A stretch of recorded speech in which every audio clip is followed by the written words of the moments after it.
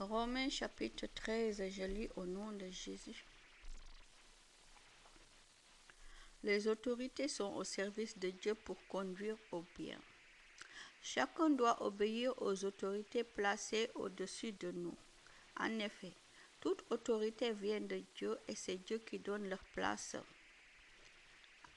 à celles qui existent. Alors, si quelqu'un lutte contre les autorités, il lutte contre l'ordre voulu par Dieu. Et ceux qui refusent de leur obéir seront condamnés.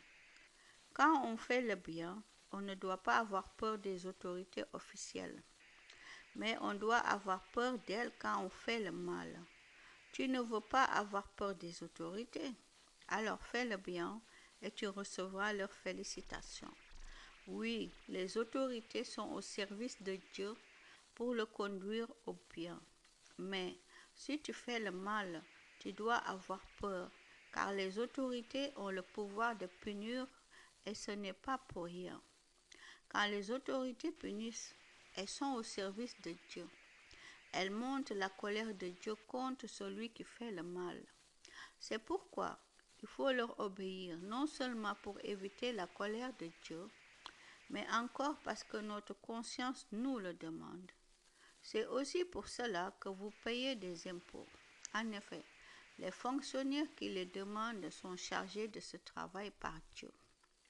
Donnez à chacun ce que vous lui devez. Si c'est l'impôt, payez l'impôt. Si c'est une taxe, payez-la. Si c'est l'obéissance, obéissez. Si c'est le respect, soyez respectueux. Aimer les autres, c'est obéir à la loi de Dieu. N'ayez aucune dette envers personne, sauf la dette de l'amour que vous devez avoir entre vous. Celui qui aime les autres obéit parfaitement à la loi. En effet, vous connaissez les commandements. Ne commets pas d'adultère, ne tue personne, ne vole pas, ne désire pas ce qui ne t'appartient pas. Ces commandements et tous les autres sont contenus dans cette parole.